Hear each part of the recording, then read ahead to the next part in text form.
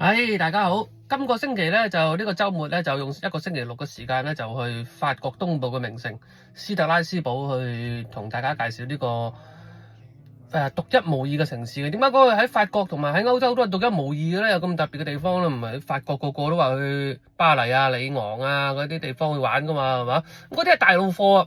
咁本地人咧中意去 Strasbourg，點解咧？因為佢係聯合國教科文組織世界上第一個1988年成立嘅呢一個，將成個城市都變成世界文化遺產嘅中心嘅。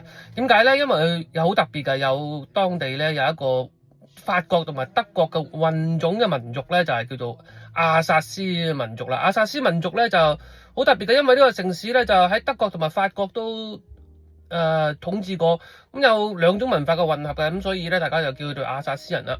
咁直到今時今日為止咧，呢個城市咧係有佢法國嘅特色，亦都有好濃厚嘅德國特色嘅。